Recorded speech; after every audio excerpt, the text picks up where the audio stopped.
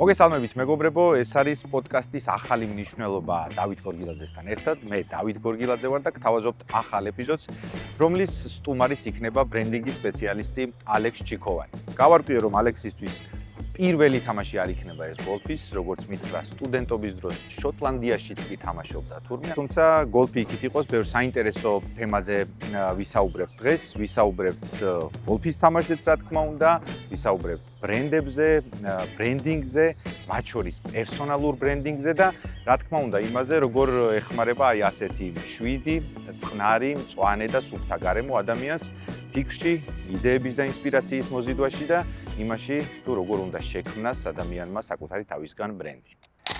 აბატონო, ალექსის მოსულა, რა შვები?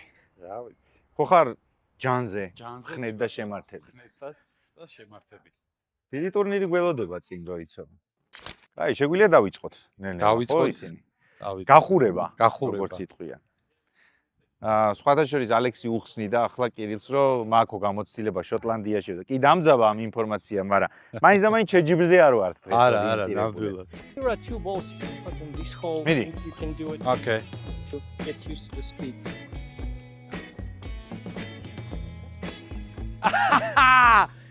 Thank you. ეს იყო ჩვენი დღევანდელი პოდკასტი, მეგობრებო, ჩემთვის ამოწურულია დღევანდელი შეჯიბრი. ალექს, ხო გთხოვე რომ დაუკვირდი. პირველად ჩავაგდე ცხოვრებაში რო იცოდი. Thank you. Thank you. Thank you.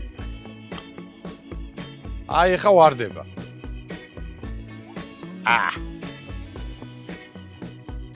აი ხარ, ნახე. წეგა რა საინტერესო რაღაც თქვა, გაიგე? კირილმა. რაო, მითხარი? $1,000,000-იანი, ანუ მოკლედ ყოველთვის კი არ არის აუცილებელია რომ სორხაზე დაარტყავ. პირიქით ვეღ თუ დაღმართიაო, სადღაც სხვაგან უნდა დაუიზნო, მაგრამ სად უნდა დაუმიზნო, ეგ არის $1,000,000-იანი შეკითხვა. და კაცმა არ იცოდა. აი სხვათა შორის ბრენდინგში საინტერესოა როგორ არის ეგ რა. კარგი სპეციალისტი როგორ გრძნობს რა მიმართულებით უნდა წავიდეს ბრენდი. მიუხედავად იმისა, რომ აი ამის ახსნა შეიძლება გუმანით რო გრძნობს სპეციალისტი რაღაც, მაგრამ რო ვერ ხსნი. ნახე ბრენდინგში როგორ ხდება, ჯერ ესეთი ბრენდინგში არაფერი არ ხდება ისეთი, რაც არ ხდება ადამიანის ცხოვრებაში. ამიტომ გოლფშიც, ბრენდინგშიც, რაგბიშიც და იგივე რაღაცები ამბავ. მიზანი არის რა, ამ შემთხვევაში რომ ჩააგდო იქა ხრელში და ბრენდინგის შემთხვევაში ეს არის მომხმარებელი. ანუ რა უნდა მას, რა პრობლემა უნდა გადაუჭრა. და მერე უკვე თუ ვინმე ხა ელოდება იმის პასუხს, რომ აი კვლევები ადგენს მაგას სად უნდა წახვიდე, ეგ არის ზღაპარი რა, ხო? იმიტომ რომ ძალიან მაგარი წიგნია სხვათა შორის რორი საზერლენდის ალქიმია ქვია რა და სწორედ მაგაზეა, რომ აი ამ gut feelings რასაც ეძახიან რა, აი ამ გრძნობ, რომ აი აქეთ უნდა წახვიდე რაღაცის, მაგრამ ვერ ხსნი.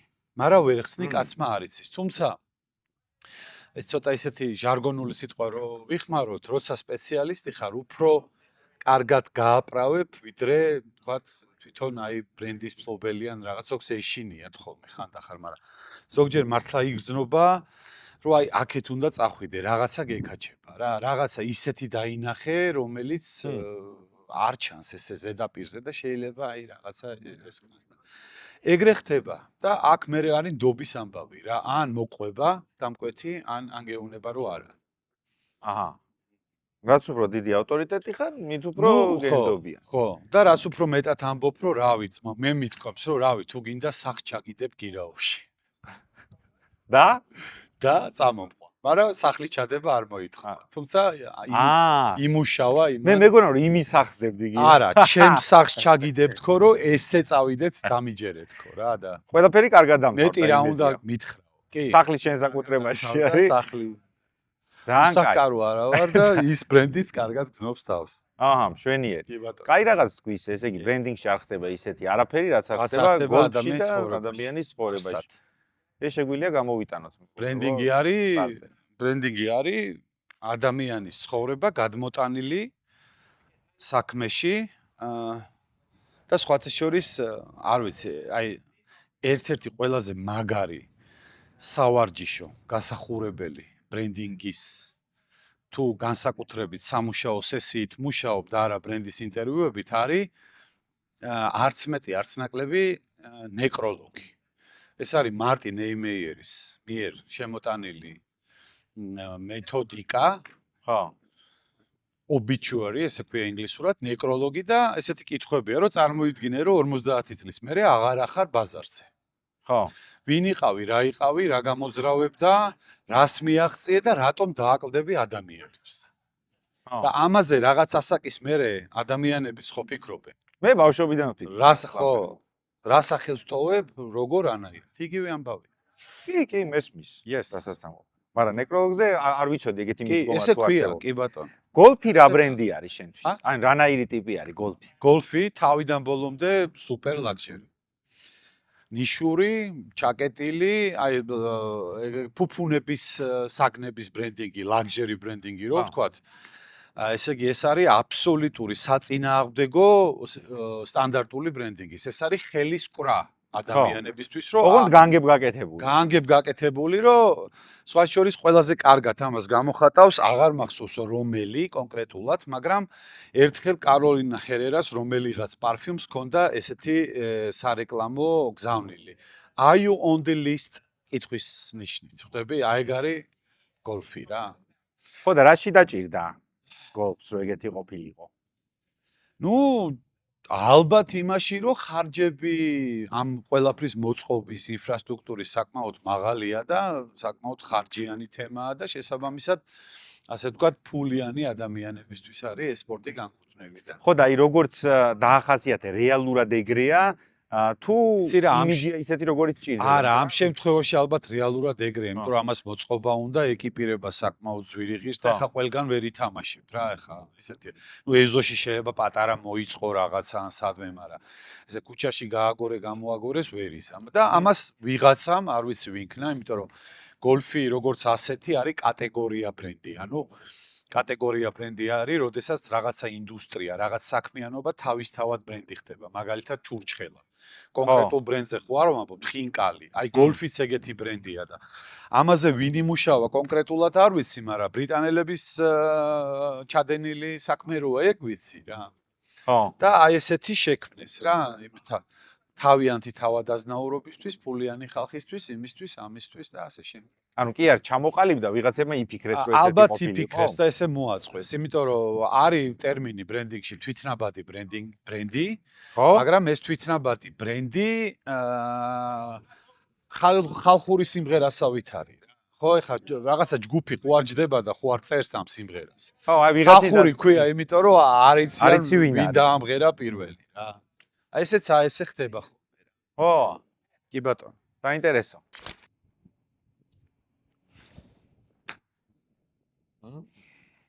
მე მგონი ჩავარდება ალეკ. დათო არ მოგარტყა.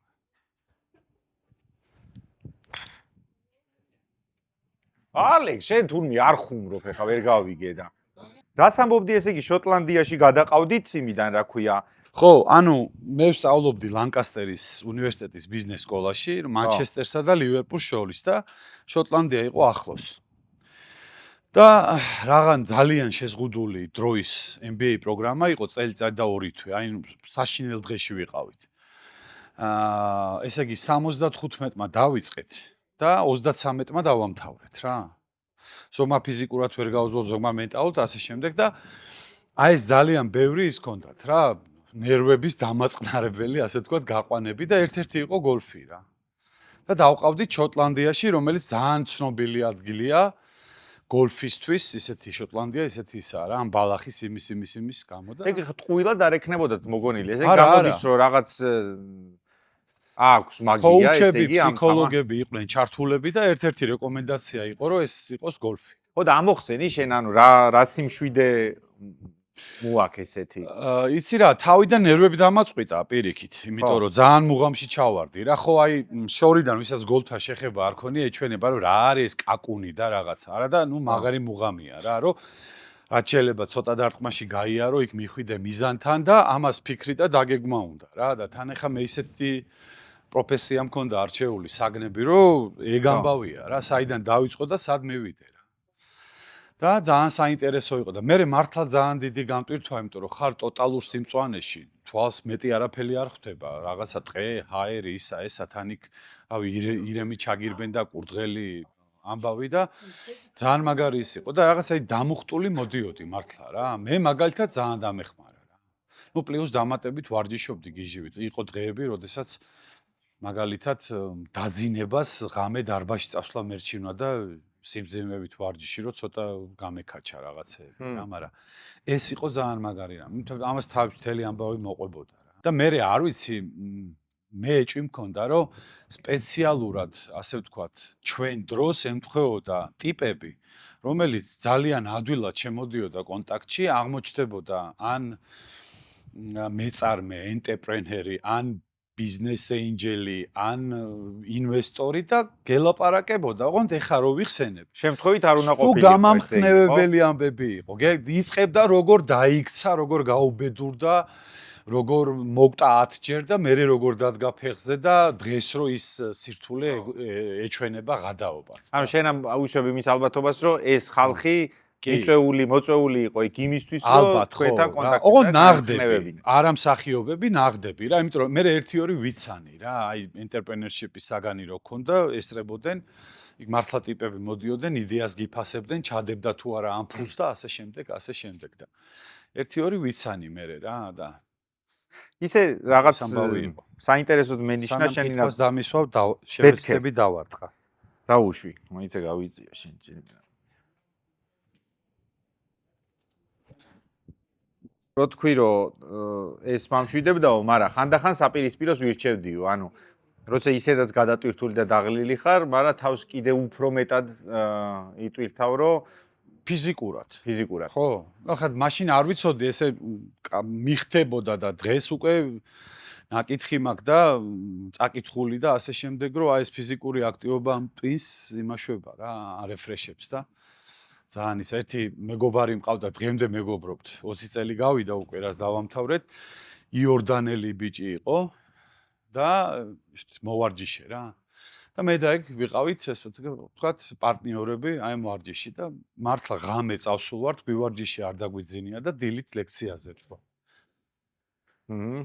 და ხანდახან აი ადამიანის ტვინი რასაც გაგიშვებს რა ეს შესაძლებლობების ძალიან დიდი აღმოჩენა იყო ყოფილა დღეები რომ 2-3 დღე არ მიძინია და ყოფილვარ ხოდზე ასე ვთქვათ და შვალედური გამოცდა რომ ჩავაბარეთ რის მერეც ასე ვთქვათ ის ფილმი როა რა ქვია ვიეტნამზე ვზვოდი ასე ჩვენი ბავშვობის აიგრე რომ შემცირდი და 2 კინკილა კაცი დავრჩით მაგ გამოცდის მერე 5 დღე დაღამე მეძინა და ეს მეძებდა ეს ჩემი იორდანელი მეგობარი რომ რა წყალში ხوار გადააგდო ვინმე ხო არ მოკლა და რაღაცა ხოცი ეგ წარმოიდგინა რა უნდა იფიქრო აბა 5 დღე რო ადავე ხო არა აბრახუნებს არაფერი ესა და ნუ აი რაღაც კარზეც აკაკუნებდა თუ და არ უღებდა და იფიქრა აბა რას იფიქრებ კი ტელეფონი გამორთული რაღაცა გამიცუდდა თარგმენი ეგ მეგაცდნენ და მაგის ბრალია მაგიტოა შვიდი და წყნარი გარემო ვიღაცა რო არ გელაპარაკება თვინც არ გიჭამს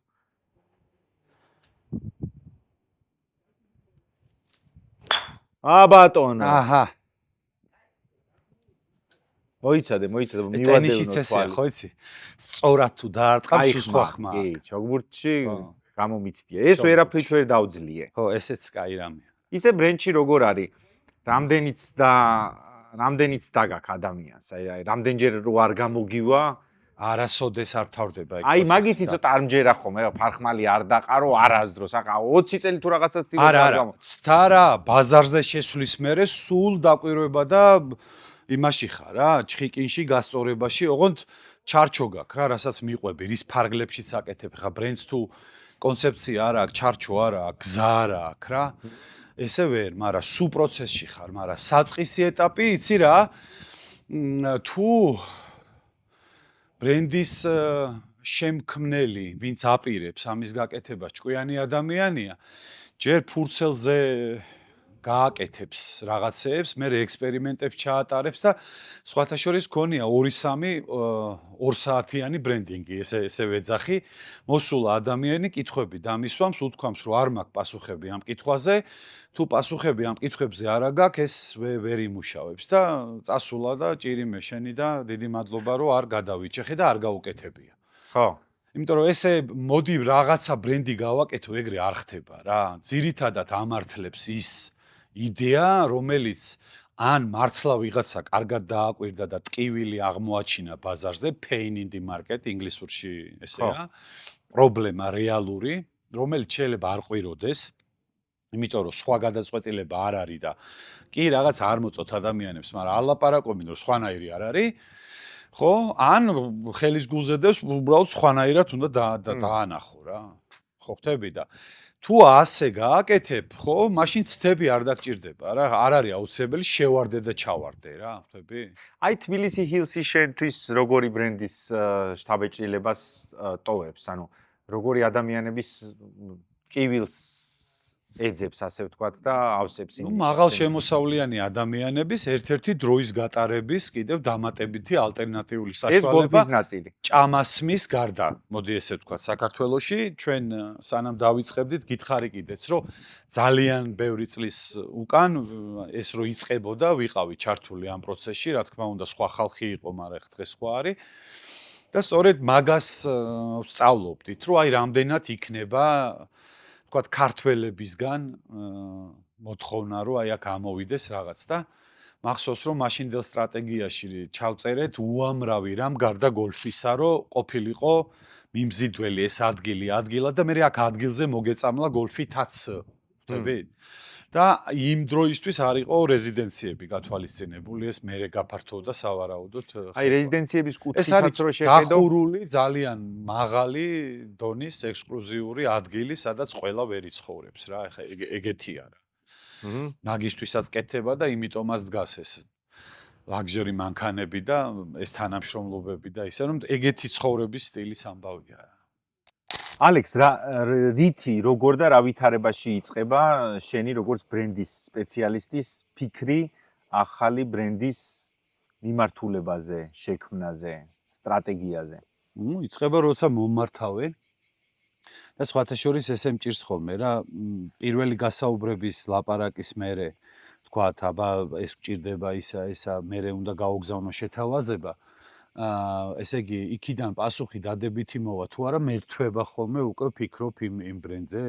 იმიტომ რომ სამწუხაროდ საქართველოში ესე ვამბობ ხოლმე რომ არის ყამირი რა, აი რა ვიცი ხა ნებისმიერი ვითომ რამე ბევრი ხო, მაგრამ თუ სწორად გააკეთებ, აი შეკრულ ბრენდს გააკეთებ, უკვე ის უპირატესობაა და ახლა პროფესიულადაც ეს პროფესიული ავადმყოფობაც რო ეძახიან, სულ აკვირდები რაღაცეებს რა და ხა ზოგჯერ მე ერთი მოდი, ზოგჯერ მე რაც უკვე დაუკვირვებულ ვარ და ასე შემდეგ და აი ამ პირველი შეხებიდან იწყება. თუ აღარ დაუკვეთეს, ნუ მე ხა მე ვასრულებ, მაგრამ თუ კაი რაღაცები მომივიდა, იმებს ვიცერ ხოლმე რა და თუ გაგძელდა ხო, იცოცხლე, მე მიდის საუბარი. ლიწინით. და აღარ ჩერდება. არის რაღაცები, რაც აი აკვიატებები გაქვს, სად როგორ რანაირად უნდა იმუშაო. იცი რა, ადრე მქონდა. გარდა ჩაგეკითხები, ერთია რომ შენ გჭირდება რაღაც ინფორმაცია, რასაც დამკვეთი გაძლევს. რაღაც სტატიკური ინფორმაცია, დანარჩენი ეხა შენ რაღაც სკუდებს აბამ მე ამ ყველაფერს.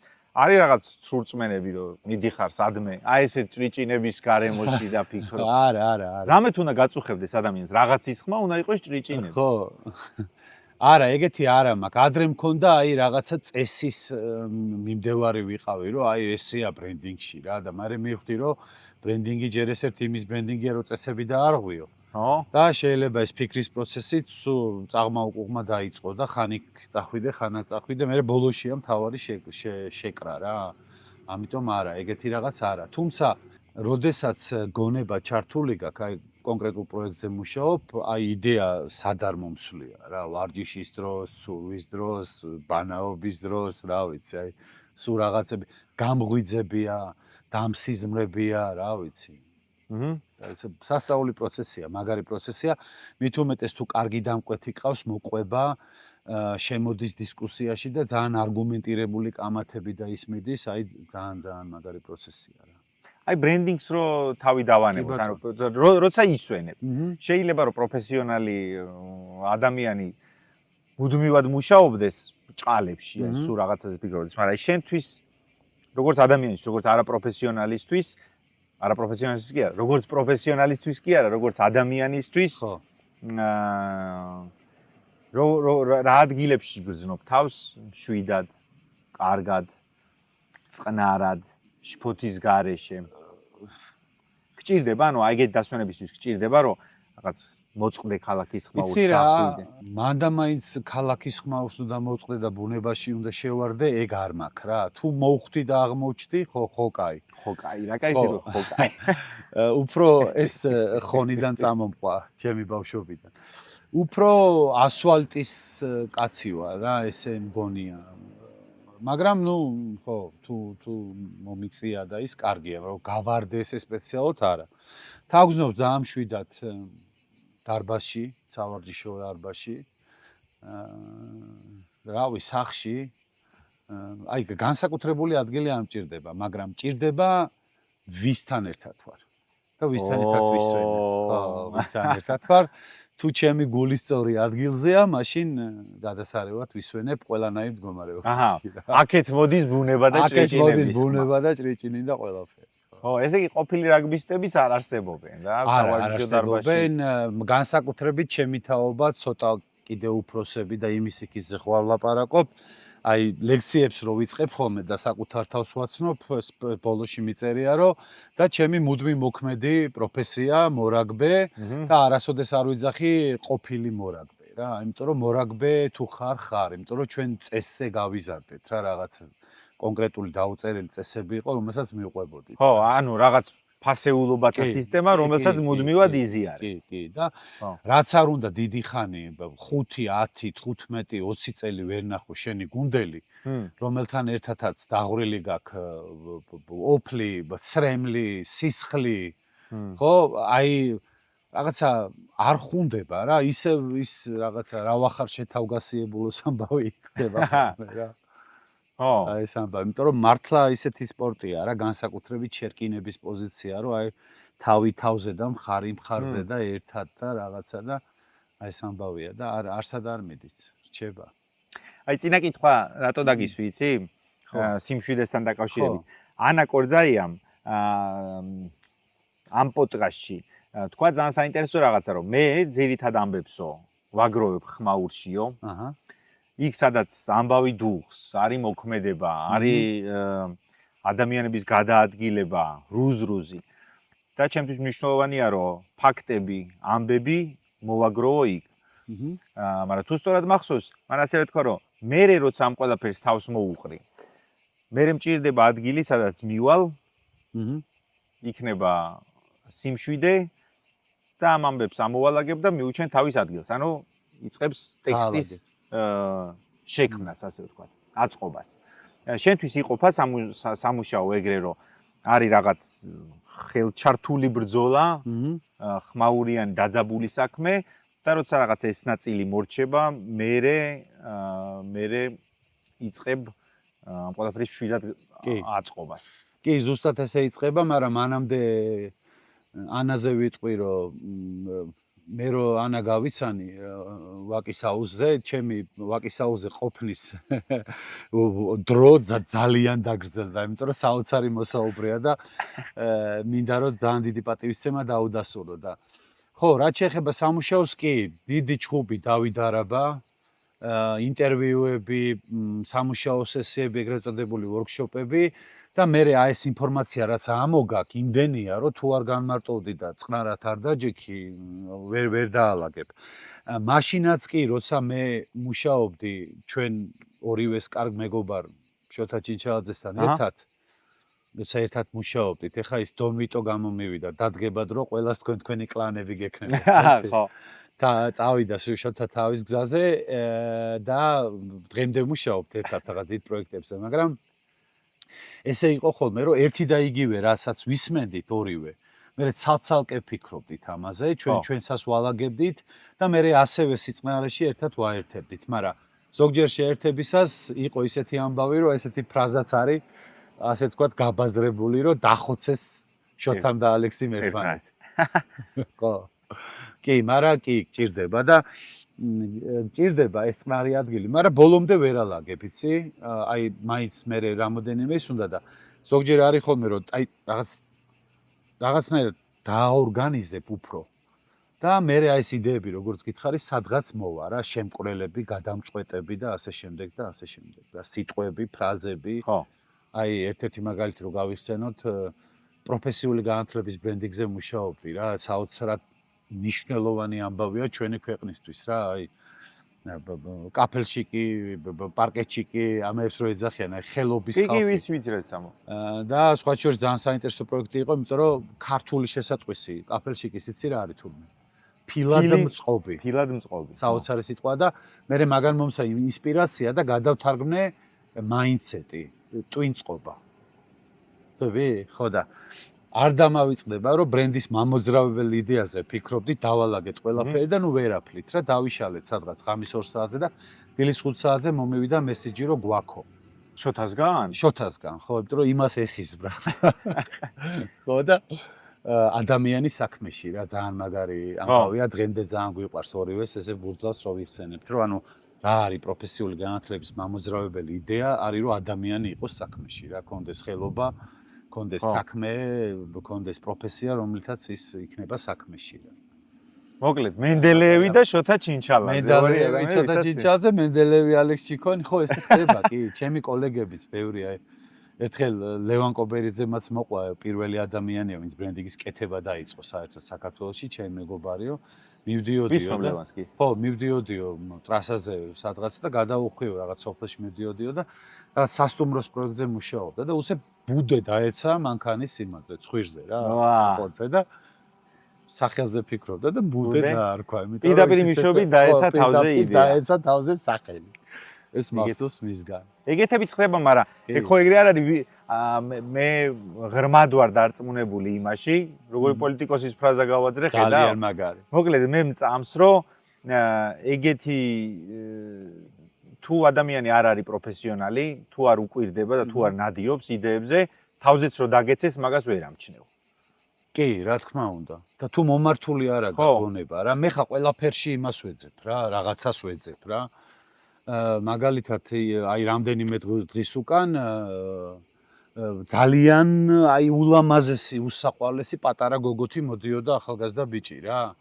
და რაღაცა გავეთამაშე და რაღაცა და რა ქვია მეთქი და კრავაიო მითხრა და ჩავიწერე რა, იმიტომ რომ კი ვიცოდი ეს ქართული სახელი, მაგრამ ესე მაქვს ნოუთებში კრავაი ჯაყელი და ხვაშაკ ცოქალი. ხო, მაგრამ უცებ ხო ხდება სახელები და იქ რაღაცებს ვიწერ ხოლმე რა, რომ აი ვიცობა მე ამომივარდეს, ან ფრაზას ვიწერ, ან რაღაცა გაგონილს ვიწერ, რა ვიცი, ძალიან ბევრ რაღაცებს იმაშვები რა. მე მაქვს სხვა შორის ბლოკნოტი ცალკე პერსონაჟების სახელები, მარტო სახელები. ხო, და მე ნოუთები მაქვს რა, სახელები, იდეები, შეიძლება მაგარი ფრაზა იყოს, ხო, ნოუთებში ვწერ ტელეფონის. ხო, მე ძველმოდური ვარ მაგ მხრიდან და ის მირჩევნია. კი, მეც მირჩევნია, მაგრამ სულთან არა მაქვს. ხანდახან იმითი ხმით ჩემ თავს გაუგზავნი რაღაცა იდეას, რომ აი ეს შეიძლება იყოს მაგარი რაღაცა. ერთხელ მომივიდა ძალიან მაგარი იდეა მაქვს, არ ვიცი. ვინმეს თუ უნდა დიდი სიამოვნებით ვემუშავები რესტორანი ღიპი რა. და მთელი კონცეფცია გავწერე ტელეფონში რა. და მე რამოდენიმე ადამიანს და გადაობაში გაუზიარე და კარგი ელემენტები შემატეს, მათ შორის ისიც რომ აი ჭამის მერე უნდა იყოს ჰამაკები, სადაც გადაწვება რა ტიპი რა, რომ მოიღოს. გადასარე. მოგონთ რა არის რაღაც შეზღუდვა ამ კონცეფციით, ვიღაცას არ უშვებთ, აი გამხდარ ადამიანებს არ უშვებენ? თუ არა, ეს არის ადგილი, სადაც ღიპი უნდა მოიზადო რა. აჰა, გასაგები. აი გამპავდა. 1000 სიგიჟე და სისულელე, ახლა შეიძლება მაგრა დამცინონ ვიღაცა. არა, რატო? მე მგონი რომ აბსურდები დაიბადება ხო და სხვას რო ვასწავლი აი ამ რაღაცას, რომ არ დაიხიოთ უკან და რაც კი სიგიჟე მოგივათ, ჩაიწერეთ, იმას ქენით, რაღაცა, იმიტომ რომ აი ეს შეიძლება გადაიქცეს რაღაცა. შეიძლება ძალიან მაგარი რამე იყოს, ხო? აი მე თვითონაც ვაწვევი რა, ხა უცებ მომივიდა თავში რა, რომ ეს მაქვს ეს იდეა რა. სხვა შორის ჩემ დიდ პოდკასტს რო ვაკეთებ, იქ ვკითხე იმას, ონორეს დამფუძნებელს. კარგი პოდკასტია სხვათა შორის. მადლობა. ონორეს დამფუძნებელს ვკითხე ერთხელ რა, იმედი ახლა რეკლამაში არ ჩაგვეთრევ, მაგრამ კი იმსახურებენ ჯერჯერობით უჭირავთ ის სიგემრიელობა და სად იყო იდეა მეთქი და სადღაც იყო ჩაწერილი ფლეშკაზეო რა, ხო ხდები? ანუ თვითონაც რაღაცას ფიქრობდა და ნუ ეს ამბავია რა. ძალიან ის არის. მაგარი საინტერესო პროცესია, მაგრამ რადგინდა იმერულად რო თქვა. საქართველოში, არ ვიცი, თუ სადაც კონკურენცია არ არის და არის ჩიშპობა რა, ინგლისურშია competition და rivalry რა. აი ჩვენთან ქიშპობა ჯერ კიდე ვერ ვართ რა ცივილზე იქ ხო. ბრენდინგს უჭირს ძალიან და რთულია რა ადამიანი დაარწმუნო რომ უნდა დაალაგო შეკრა გამართო ბრენდი და ისე გამოხვიდე რა ჩაცმულ დახურული თავისი შინაარსით შენი ვინაობით იმით ვინახა რა გინდა ფაქტობრივად ყოველი ახალი პროექტი ყოველი ახალი ბრენდი რომელსაც ჩვენ ვაკეთებთ ჩვენ დამკვეთებთან ერთად ეს არის ყოველი ახალი ადამიანის დაბადება რა თავის ხასიათით ვიზუალით ყველაფრით იმიტომ რომ ჩემ ფილოსოფია პირადად როგორც ბრენდინგის სპეციალისტის ეგ არის რა უკვე 26 წელზე მეტია გონი მაგას ვიძახი რომ ბრენდი არის ადამიანი იმიტომ რომ ის არის ადამიანის თავში დაბადებული იდეა ადამიანი აკეთებს ადამიანი მართავს და ადამიანი აღასრულებს და სხვათა შორის როცა ხსნი ბრენდინგი რა არის აი ძალიან კაი მიგნება გავაკეთე რომ ბრენდინგი არის საქციელი იმიტომ რომ ჩვენ რომელიმე ბრენდზე ანგაბრაზებული ვართ ან ბედნიერები ვართ მის სახელს ვასახელებ და ვიძახი რომ ჯიგრები არიან და ვინ გააკეთა ეს კედლები რკინა-ბეტონი მოგვემსახურა ხო ადამიანი ხო ამიტომ ადამიანია რა და ეგეთი ჩაცმულ დახურული ანუ ბრენდის აღზრდისა და გაზრდის ხელოვნება ესე ვეძახი რა მარტო დაბადება საჭირო არ არის რა კი ხო და ჩვენთან არის რომ დახურვა ხო ბოუში უნდა გააკეთო მე აღზარდო და გაზარდო გაიგე აღზარდო და გაზარდოში არის სხვაობა აღზარდო არის ფილოსოფია ჩადო შინაარსი და ფიზიკური შინაარსი და მე ანუ ბრენდის შემთხვევაში რაოდენობა გაყიდვების და მასშტაბები და ასე შემდეგ ხო და ჩვენთან სამწუხაროდ ძირითადად გონიათ რომ ბოუშის გაკეთება ანუ შეპესეს რეგისტრაცია არის საქმის დაწყება ალექს არსებობს ხო ესეთი ტერმინი პერსონალური ბრენდინგი პერსონალ ბრენდ კი რა გზას გადის ადამიანი საკუთარი თავის ბრენდის შექმნისას რა პროცესია ეგ და რით გავს მაგალითად კომპანიის ბრენდის შექმნის პროცესი პრინციპები იგივეა მაგრამ აი დღეს ვართ ვთქვათ გოლფ კლუბში ხო გოლფი ვითამაშეთ პერსონალური ბრენდინგი გავს გოლფის თამაშს მარტო გადიხარ ასპარესზე. ანუ ყველაფერი არის შენზე დამოკიდებული. ორგანიზაციის, საერთოდ კომერციული ბრენდინგი იქ ხო ბევრი ხალხია, კოლექტივია და სადღაც ამოისუნთქებ, ასე შემდეგ ყველას თავის ფუნქცია აქვს. აქ მეტნაკლებად ყველაფერი შენზეა დამოკიდებული რა და პერსონალური ბრენდინგის იწყება გადაწყვეტილებიდან რომ მინდა ვიყო პერსონალური ბრენდი, ანუ რას ნიშნავს? რაღაცის გამო ცნობილი ადამიანი, ცნობადი არა. სხვაობაა რა. რა სხვაობაა? ნახე, დაახლოებით ხვდები, მაგრამ ცნობადი და ცნობილი, ანუ known და famous. ხტები? ხო. ცნობილი არის კონკრეტული, აი მაგალითად ვინმე, არ ვიცი, გიორგი გიორგაძე არის მაგარი კარდიოქირურგი. ხო? ხტები? აი ეს არის პერსონალური ბრენდი. და ცნობადი არის, რა ვიცი, ხა კარდაშიანი არის ცნობადი რა. გასაგები. და კონკრეტულად აი რასაკეთებს, მაგრამ ნუ აი ესე. და ეს არის known და ერთ-ერთი კარგი წიგნი რაც არის ამ თემაზე არის known მარკ შაფერის სწორედ ესე რომ კონკრეტულად რაღაც კომპეტენციის გამო იყო ცნობადი, რითიც სარგებელი მოგაქვს ადამიანებისთვის, ანუ უწყვეტ მათ კონკრეტულ პრობლემას, რაც აქვთ. ექიმი ხარ, მათემატიკოსი ხარ, არ ვიცი, კონსულტანტი ხარ, თუ ვიცა უნდა იყო რა. აი წეგან ვლაპარაკობდით კადრს მიღმა იმაზე, რომ არიან, არ ვიცი, ავტორები და არა მხოლოდ პროფესიონალები, რომლებსაც არ უსწავლიათ ეს საქმე, მაგრამ რაღაც შინაგანი ხმა, კარნახობ, როგორ მოყვნენ ამბავს, როგორ დახატონ და ასე შემდეგ. არიან თუ არა შენი დაკვირვებით ტიპები, რომლებიც ქმნიან საკუთარ ბრენდს, ცნობილები ხდებიან ხარისხიანად და გადიან აი ყველა იმ ეტაპს, რასაც შენ დაუგეგმავდი ვიღაცას, მაგრამ ვერ ხვდებიან რომ ეს მართლა სისტემაში არის მოქცევა. რამდენიც გინდა, რამდენიც გაგიხარდება. გალაქტიონ ტაბიძე უდრის ლექს, ხო, რაღაც თქვათ, ხო? გადიოდა ამ გზას და იმ დღეს სტუდენტებს ვანახე რა, მისი რვეული. ერთი ლექსისთვის გადაჩხაპილი, გადახაზული ნავარჯიშები, ნამუშევარი. ხო, აი ეს თვითნაბადი ბრენდები, რა თქმა უნდა, არიან და საიდან მოვიდა ბრენდინგი საერთოდ, ხო? ბრენდინგი მოვიდა ცხოვრებიდან ბიზნესში, რომ ანუ ეს დისციპლინა არ არის ძველი. უბრალოდ გაჩნდა იქიდან, რომ ვიღაც დააკვირდა, რომ თუ ესე მოიქცევი, მიაღწევ წარმატებას რა და სწორედ ამ მეტნაკლებად გარანტირება. რა თქმა უნდა და სწორედ ამ ადამიანების საქციელი არის გადმოტანილი ბრენდინგში მე რა. რა თქმა უნდა. ყოლია შენ ისეთი დამკვეთი, არ გთხოვთ სახელის დასახელებას ეხლა, რომელიც მოდის და გეუბნება, რომ მე მინდა გავხდე ცნობილი და მოდი, დამიგეგმე, სად ვიცხოვრებ, როგორი სახლი მექნება, რომელ კლუბში ვივლი, რას დავპოსტავ, როგორი ფოტო დავდო Instagram-ზე, როგორ თავშეყრის ადგილას გამოვჩნდე, რა მანქანით ვიარო და ასე შემდეგ. იცი რა, აი ეს სად ვიცხოვრებ რაღაცები არა, მაგრამ ჩემი კომპეტენცია როგორ წარმოვაჩინო, რა გავაკეთო იმისთვის, რომ ადამიანებს გავაგებინო, მე რას ვთავაზობ, რაღაცები მქონია, სხვათა შორის ამ ბოლო დროს უფრო მეტია და მართალი გითხრა, არ მინდოდა შესვლა ამ თემაში, მაგრამ როგორც ყველაფერი საქართველოში, იმდენად არასწორად დაიწყო განვითარება, რომ მომიწია, რომ იმიტომ რომ პერსონალურ ბრენდინგიც აღიქვეს როგორც პროფესიული მარტო და ადამიანური ნაწილი გამორჩა რა და ეხა რა ვიცი ხა პროფესიული არ არის მარტო პერსონალურ ბრენდინგი, ქცევა არის, ის არის და სხვა შორის არ მინდოდა რატო, იცი? ნახევრად ფსიქოლოგიური სამუშაოა რა. ადამიანს უნდა ესაუბრო, რომ თქვა აი აქ რაღაცა პრობლემა რო გაქვს, აქ სამუშაოა, გამოსასწორებელია. მოიცა ერთი წამი. ანუ კაი, ეგ ასე დავსვავ. საინტერესო ეპიზოდს მივადექით.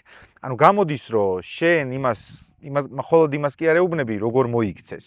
იმასაც უხსნი, რატო უნდა მოიქცეს ამას და გამოდის, რომ ცხოვრების წესსაც წლევინებ? რა თქმა უნდა და მე თან ამის ძალიან ესეთი მძლავრი, ლეგიტიმური და მორალური უფლება მაქვს, იმიტომ რომ მე თვითონ მქონდა პრობლემა ადამიანებთან ურთიერთობაში და ჩემ თავზე მომიწია მუშაობა რა, ეს უხიაგი კაცია არის დღემდე ეს შემორჩენილი რა, ეს ძალიან პირდაპირი, ძალიან ემოციურად და მე რომ მეგონა რომ ვიღაცას გულწრფელად და მთელი ჯიგრით უხსნიდი რაღაცას, თურმე ვაშინებ კაცო ხალხს და ვაფრთხობ და არ სიამოვნებს ვიღაცებს. ამიტომ შენ თავზეც თვითონ მაქვს ეს იმუშავე, მე თუ კი, ნუ მითხრეს და ხო იცი გულწრფელი უკავშირი და კრიტიკა ძალიან იშვიათია, მაგრამ აი იგივე შოთიკოს არ მოერიდა ახლა მაგის თქმა, რომ ასე არ შეიძლება და ნუ რაღაცები მე დავფიქრდი და გამოვასწორე პანდემიას თუ რამე ქონდა დადებითი, ალბათ ეგეც იყო რა.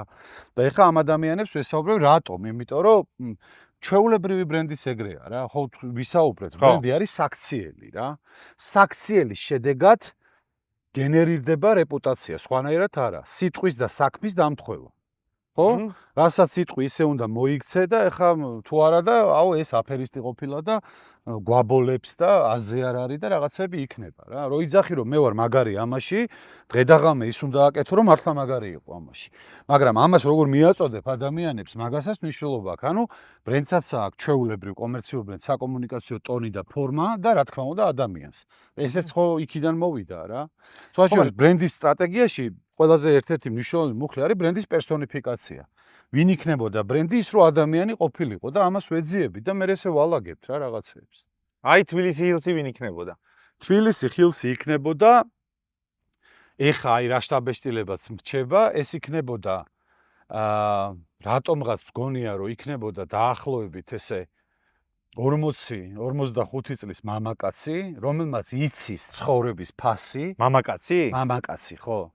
იმიტომ რომ რაღაცა ესე მიაქვს რა ჩემი მასში, იცის ცხოვრების ფასი, აქვს ძალიან მაგარი უნარები იმისა, რომ გაბედოს რაღაცეები რა, იმიტომ რომ ხა საქართველოში გოლფ-კლუბი, ეს რეზიდენცია ცოტა ისეთი შეეშინდებოდა ვიღაცას რა, იმიტომ რომ ამ ბრენდს შესაქმნელი აქვს ის კულტურა, რასაც ყიდის. ანუ თვითონ მუშაობს ამაზე, ხვდები? და სამუშაოა კიდე.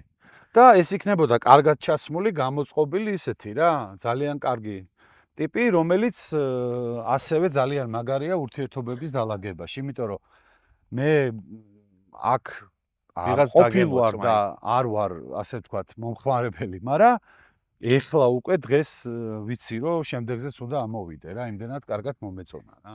შენ ის გადმოგეცემა სხვათა შორის გოლფის ხო და არა მარტო მაგიტო რა. მოკლედ ეს არის ადამიანი, რომელმაც იცის ცხოვრების ფასი, აქვს ამის თავი და შეუძლია სხვასაც შეთავაზოს ეს ყველაფერი რა.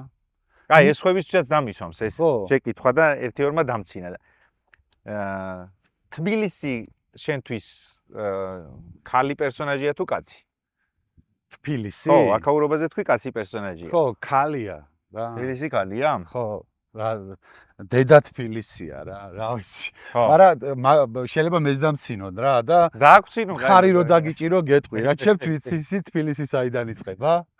აი რომ მოვდივარ დასავლეთ საქართველოსდან, ეხა მე დასავლეთიდან. მოიცა ერთ წამი, გამოვიცნობ. რაღაც შენობას რო, რაღაცა ნაგებობას ან ადგილს რო ხედავ, უკვე გრძნობ რო სახში თბილისი იწყება ჯურის მონასტრიდან, ჩემთვის. აი ჯვარს რო დავინახავ, ესე იგი ახლოს ვარ რა, ხტები? ხო. ხო და რავი, დედა ეკლესია ხო ხტები, დედა თბილისი და ასე შემდეგ რა. რომელია შენი საყვარელი ბრენდები ფილოსოფიის მხრივ? აი როცა ბრენდები რომ საერთაშორისო ბრენდებს გულისხმობ. ხო. რომლებსაც აქვს ჩვენთვის ძალიან სწორი კი. ფილოსოფია. ნუ ჩემი უსაყვარლესი ბრენდი არის Apple ხო? და მისი შემქმნელის მენტალობის და საქმისადმი დამოკიდებულების გამო. ხო? ჯობსის გამო და კიდევ მეტად შემიყვარდა მას მერე რაც წავიკითხე აკაკი ბაქრაძის წიგნი ნიკო ნიკოლაძეზე, ალბათ ერთ-ერთი ყველაზე ვრცელი ნაშრომია და მივხვდი რომ ნიკო ნიკოლაძე იყო ჯობსზე კიდე 10-ჯერ მაგარი რა. ოღონდ ეგეთივე შემსრულებელი, ეგეთივე გამბედავი, ეგეთივე სიგიჟის მთქმელი და მერე გამკეთებელი რა. და თუ პერსონალურ ბრენდს ავიღებთ, ხო, მე მართლა ვეთაყვანები ნიკო ნიკოლაძეს რა. იმიტომ რომ აი ამ ბოლო დროს ძალიან ხშირად ვახსენებ ლექციებზე, იმიტომ რომ მართლა არავის ნაკლები არ იყო და მგონია რომ ბევრზე მეტი იყო, თუ ყველაზე მაგარი არ იყო რა. კაცი ბოლო-ბოლოს ხას რო თავი დაანებო, დაიქირავეს პარიზის გასანათებლად, ხო? ხო.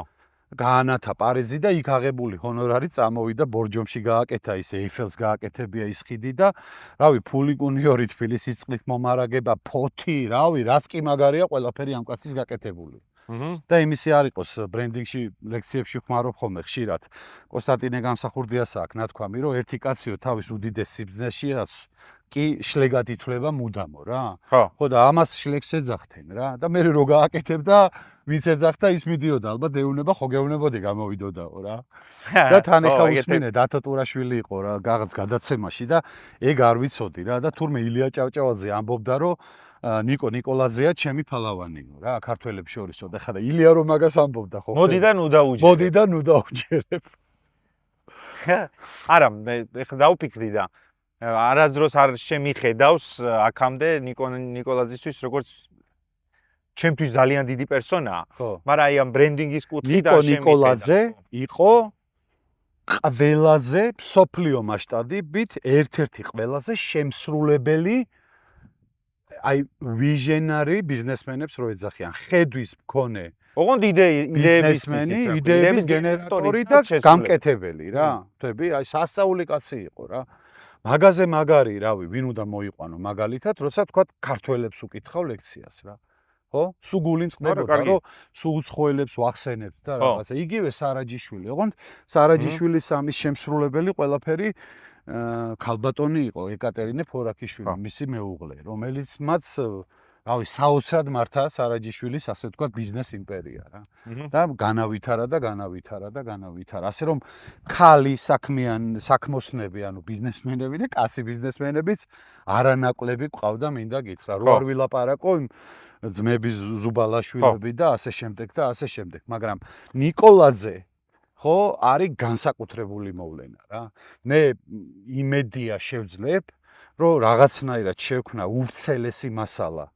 აი მისი ამ საქმიანი აქტივობიდან გამომდინარე და ვითარგმნოს ეს ინგლისურად და ასე თუ кейსებად შევიტანოთ რა, რომ გაიგოს მსოფლიო მესკაცი რისი გამკეთებელი იყო და ვისი გამკეთებელი იყო. რაღაცას მეუბნებოდი. ნიკო ნიკოლაძეზე რო საუბრობთ, ხო ხედავ როგორი ამინდი გამოჩნდა თამზე, თან წვიმა, თან რაღაცა ხო იცი, ვითომ ერთი შეხედვით წარმოუდგენელი. აი ბუნებამაც ასე თქვა და მიგვანიშნა, რომ ეს კაცი იყო ფენომენალური პერსონალური ბრენდი შემსრულებელი რა. ესე პერსონალ ბრენდინგის იმას ლექციას რო ვატარებ, ესე ნიკო ნიკოლაძეს ფოტო მაქვს და აწერია შემსრულებელი. ხო. სწორია დეფინიცია გაგიკეთე. ხო, მაგრამ მეგონი ბუნება ისიც მიგვანიშნა. ბრენდინგში უნდა დავასრულოთ. სასასრულისკენ წავიდეთ, მაგრამ ისე კი არ გიშვებ, მოიცადე. იყავი მან და არსად არ წახვიდე. აქ გავარ და სხვაგარად არ ძალმიც. ახალგაზრდობას გახსენებს ეს ამბავი ჩათვალე, იმიტომ რომ შოტლანდიის პერიოდი შეგიძლია გაიხსენო, მოხვიდე ისწავლო. სწავლობდი ძალიან მაგრად. მაგრამ კიდე არის რაღაცები შიგნით, ეხლა წვიმს და არ დავასველო. კი ბატონო. მადლობა პატივისცემულო. მადლობა თქვენ. ძალიან საინტერესო იყო. და მე მგონი რომ მაყურებელი ბევრ რაღაცას გაიგებს ერთია, მაგრამ ბევრ რაღაცა, მე დავსვედით. ბევრ რაღაცაზე დაფიქრდება საკუთარი თავის ცვლილებასთან დაკავშირებით. იმედია გაიგებს, იმიტომ რომ საქართველოში მე პირადად გავიგე ის, რომ აი ახალი დეფინიცია ურბანული ცხოვრების როგორია შევეხე პირადად რა და ძალიან მაგარი იყო. მადლობა. მადლობა შენ.